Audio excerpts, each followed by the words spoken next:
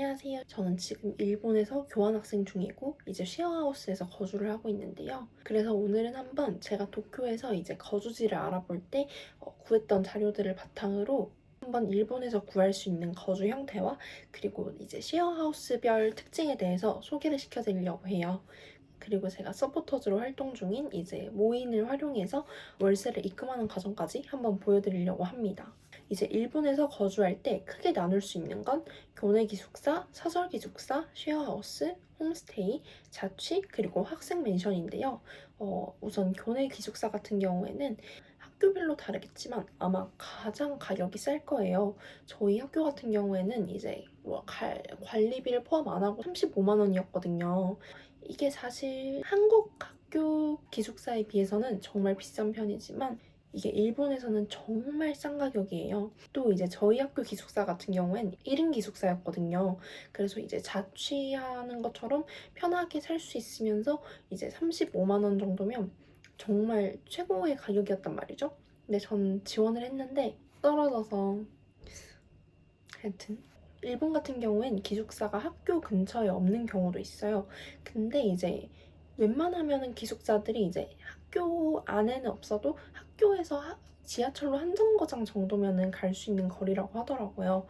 이제 또 기숙사에 입주하면은 같이 기숙사 친구들이 있잖아요. 그래서 그런 친구들까지 사귈 수 있다는 게 정말 큰 장점이거든요.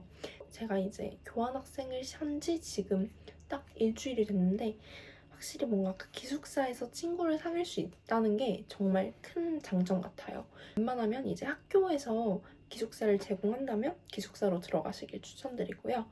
기숙사 같은 경우엔 관리인이 있으니까 학교 근처에서 정말 안전하게 살 수 있는 거죠. 근데 이제 통금 시간이 있으니까 약간 자유로운 생활을 원하신다면 그거는 조금 이제 단점이 될 수도 있을 것 같아요.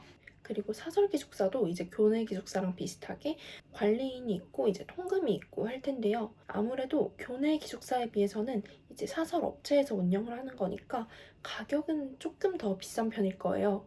그래도 이제 마찬가지로 학생을 위해 마련된 공간이니까 학생들끼리 거주하는 공간이라는 점에서 정말 그 안전하다는 게 정말 큰 장점 같아요. 왜냐하면 이제 쉐어하우스나 그런 것들은 이제 학생이 아닌 다른 일반인들도 들어갈 수 있는 그런 거주지다 보니까 약간 안전면에서 사실 막 그렇게 좋진 않거든요. 그래서 이제 제가 사설 기숙사로 알아봤던 곳은 바로 교리츠라는 곳인데요. 교리츠 같은 경우에는 이제 한국 사무실도 있어서 이제 안내를 한국어로 받으실 수 있어요. 그래서 저도 이제 교리츠에 연락을 보내서 이렇게 메일로 연락을 하다가 어, 안 들어가게 됐는데요.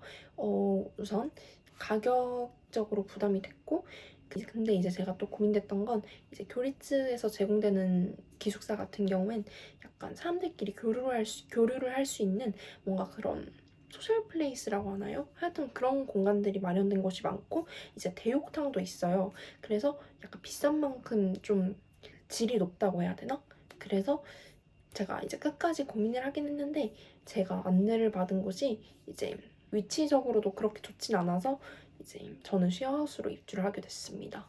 학생 맨션은 이제 자취랑 비슷하다고 볼 수 있는데 이제 학생들끼리 사는 아파트에 제가 입주를 하는 느낌인 거예요. 학생 맨션 같은 경우엔 방만 쓸 수 있는 게 아니라 부엌이랑 화장실까지 이제 정말 자취하는 것처럼 제가 혼자 다 쓸 수 있는 거라 정말 편하겠죠? 그리고 학생들끼리 입주하는 공간이니까 사실 그것도 안전한 게 크고 관리인도 입주했으니까 안전을 생각하신다면 정말 좋은 방법인 것 같아요. 근데 이제 학생 맨션은 정확하진 않지만 학생 맨션은 이제 아무래도 자취 느낌이니까 사설 기숙사보다도 가격이 조금 더 나가는 걸로 알고 있어요. 자취는 어떤 건지 다들 잘 아시겠지만 이제 일본 같은 경우엔 레이킹, 시키깅이란 개념이 있어서 이제 약간 저처럼 한 학기 교환학생을 하시는 분들보다는 아예 유학을 4년 오시거나 그런 분들이 구하시는 게 맞을 것 같아요. 그래서 저는 이제 그 초기 비용이 너무 부담스러워서 자취는 아예 생각을 안 했고요. 그리고 홈스테이도 있는데 홈스테이는 이제 아무래도 일본 문화를 약간 체험하고 약간 좀 더 그 일본 문화에 깊이 들어가고 싶다면 정말 좋은 방법일 것 같아요. 그런데 제가 알아볼 때 홈스테이 사이트 자체가 많이 보이지가 않았고 그리고 다른 것들에 비해서 약간 독립적이고 개인적인 그런 면이 조금 부족할 것 같은 거예요. 그래서 홈스테이도 이제 저는 아예 고려를 안 했습니다. 그리고 이제 제가 입주한 쉐어하우스에 대해 말씀해 드릴 텐데요. 일본의 쉐어하우스 같은 경우엔 개가 있다고 볼 수 있어요. 이제 지지하우스, 오크하우스, 크로스하우스인데요. 저는 이제 이 세 개 사이트를 다 안 알아보고 그냥 딱 한 군데만 바로 연락 보내서 이제 매물 찾고 그렇게 바로 계약을 했거든요. 근데 이제 여러분들은 꼭 이렇게 사이트 세 개 한번 다 비교해보고 어디가 나한테 잘 맞는지 한번 비교해보고 선택하시길 추천드릴게요. 저는 이제 크로스하우스로 입주를 했는데 그렇게 나쁘진 않지만 이제 솔직히 제가 이제 들어온 곳이 약간 최고의 선택은 아닌 것 같아요. 그래서 방 위치나 약간 가격 면이나 교통 면에 있어서도 그렇게 좋은 곳은 아닌 것 같은데 제가 이제 처음에 저 이렇게 알아보고 싶어요 라고 11개 정도 매물을 보냈는데 이제 거기에서 딱 여기만 비어 있었거든요. 그래서 여기로 입주하게 됐는데 왜 뭔가 다른 곳을 더 알아볼 생각을 안 했을까 좀 후회되기는 해요. 그래서 어쨌든 여러분들도 한번 다른 사이트 다 연락해보고 이제 고르시길 추천드릴게요. 우선 이제 제가 살고 있는 크로스하우스에 대해 말씀을 드리자면 크로스하우스는 일단 매물이 정말 많은 것 같아요. 그리고 한국어 안내가 가능해서 카톡으로 이제 그냥 바로바로 한국어로 안내받을 수 있거든요. 그래서 그것도 이제 저는 약간 일본어를 잘하는 편이 아니니까 그게 정말 편했고요. 크로스하우스 같은 경우엔 그 모든 매물들이 방 크기가 이렇게 좀 비슷해요. 그래서 그냥 딱 침대랑 책상, 냉장고, 옷장 이렇게 들어가면 딱 끝나는 그 정도 정말 딱 사람이 살 수 있는 최소한의 공간 그 정도의 크기인데 그래도 저는 사실 사는데 그렇게 크게 불편함은 없고요. 근데 이제 혹시 약간 쉐어하우스 입주할 때 뭔가 나는 다른 사람들이랑 교류를 하고 싶다. 그런 걸 원하시는 분들께 크로스하우스는 맞진 않는 것 같아요.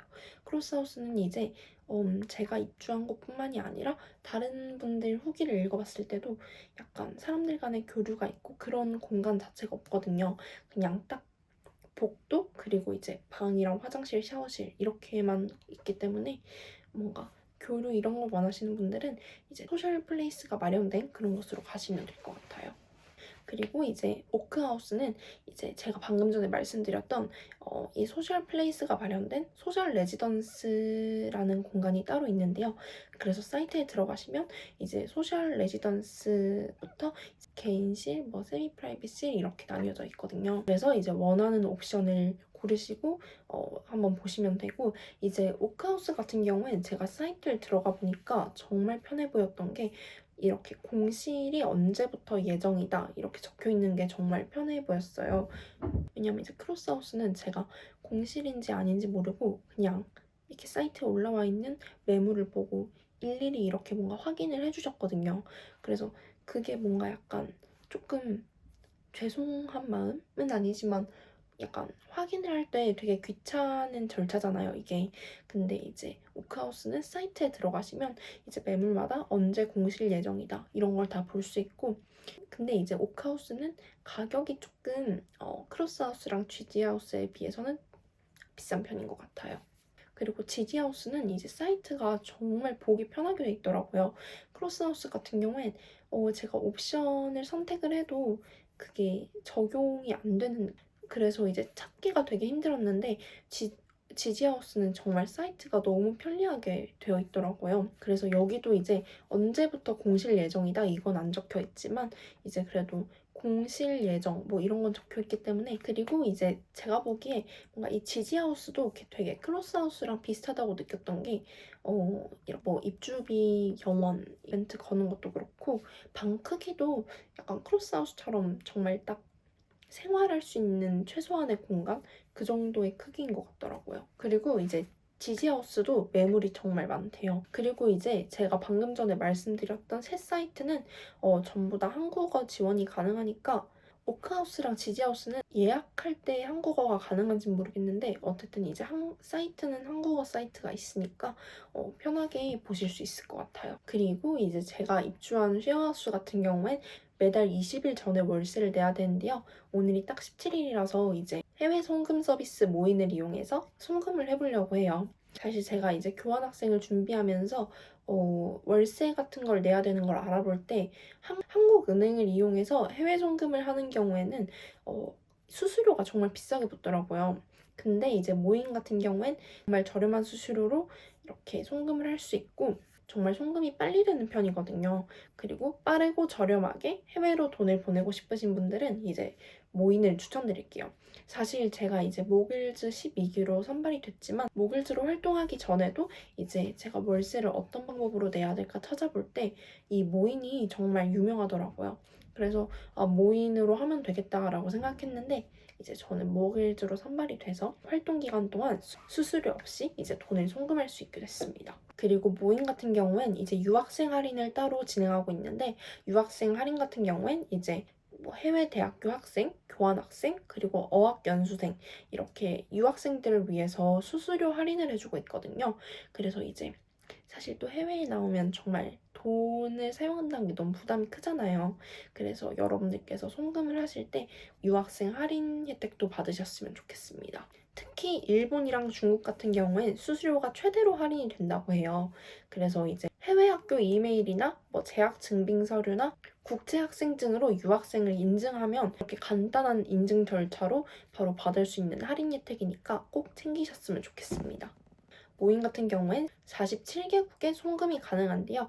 이제 일본, 중국, 호주, 미국, 싱가포르 그리고 유럽 지역들까지 웬만한 나라들은 다 송금이 가능합니다.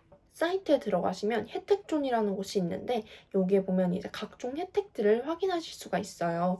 그래서 예를 들면 수수료 영원 이벤트, 면세점 적립금을 준다던가 그런 혜택들도 꼭 한번 확인해 보시면 좋을 것 같아요.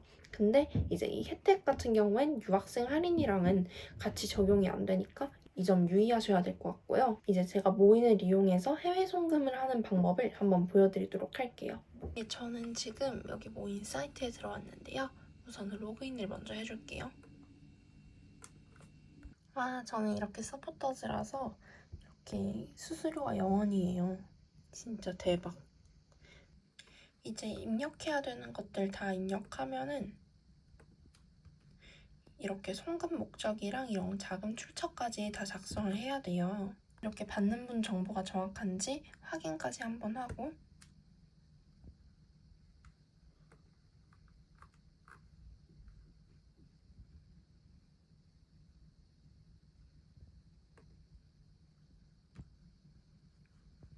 그러면 이제 송금 신청 완료가 뜨거든요. 가상계좌번호로 이제 이만큼 입금을 하면 돼요. 그리고 저 같은 교환학생분들은 이제 한 번쯤 찾아봤을 정보들일 텐데 해외에서 가능한 대외 활동도 추천해 드릴게요. 대외 활동 같은 경우에는 온라인으로 진행되는 게 아니면 해외에 있는 학생 신분으로 이제 참여하기가 힘들고 그리고 대부분 오프라인 활동이 있는 게 많잖아요. 근데 이제 해외에서 활동이 가능하면서 해외에서 활동을 한다는 게 약간 장점이 될 수 있는 그런 대외 활동을 3가지 추천드리려고 해요. 우선 첫 번째는 제가 서포터즈로 활동 중인 모인 서포터즈 모글즈인데요. 이제 모글즈 같은 경우엔 벌써 12기까지 모집을 하고 있어요. 이렇게 오래 진행되어 온 만큼 정말 믿을 만한 서포터즈 활동이고요. 이렇게 모글즈로 되면 주어지는 혜택도 정말 어마어마한데요. 우선 수수료가 무료예요. 그래서 저처럼 이렇게 매달 송금을 해야 되는 일이 있는 사람한테는 물론 모인의 수수료가 다른 은행에 비해 90% 저렴하지만 이 무료 혜택이라는 게 정말 큰 장점 같고요. 매달 활동비가 지원이 돼요. 활동비 같은 경우에도 이제 다른 서포터즈들은 활동이 끝나고 한 번에 들어온다던가 그런 게 있는데 이건 말을 해도 되는지는 모르겠는데 이제 모글즈 같은 경우엔 매달 활동이 이제 끝나면 정기적으로 이제 활동비가 들어오거든요. 그래서 사실 이것도 약간 용돈 개념으로 정할 수 있는 거라 굉장히 좋은 것 같아요. 그리고 이제 웰컴 키트도 오는데요. 저는 지금 해외에 와 있어서 가족들이 웰컴 키트를 받아줬지만 웰컴 키트도 구성이 정말 알차더라고요. 모글즈로 활동했던 선배들이랑 이제 지금 현재 활동하고 있는 사람들끼리 모인 큰 단톡방이 있어요. 그래서 이제 대부분 해외에서 활동을 했던 사람들이니까 약간 해외에 대한 꿀팁이나 정보나 아니면 여행 동행을 또 구할 수 있는 방이거든요. 그래서 이것도 정말 유용한 것 같아요. 정말 웬만하면 다들 엄청 잘 대답해주시고 친절하시기 때문에 이 단톡방도 저는 정말 잘 이용하고 있습니다. 그리고 두 번째 대외 활동은 고우 해커스의 지구촌 특파원인데요. 고우 해커스에서 이제 운영하고 있는 커뮤니티에 정기적으로 글을 올리는 서포터즈 활동이에요. 이 고우 해커스에서도 정말 유학생이나 교환학생 생활에 관한 꿀팁들을 많이 얻을 수 있거든요. 이제 지구촌 특파원으로 일하면서 사람들 질문에 댓글을 달아주거나 정보글을 올리는 그런 활동인 것 같습니다. 목파랑 같은 경우엔 국내에서도 활동을 할 수 있고 해외에서도 활동을 할 수 있어요. 국가 기관에서 하는 거니까 커리어 면으로도 정말 도움이 될 것 같고, 근데 이제 교환학생에 관련된 주제라기보단 조금 외교에 관심이 있거나 외교에 대해서 조금 잘 아시는 그런 분들께 잘 어울릴 것 같아요. 그럼 오늘 영상은 여기서 마치도록 하겠습니다.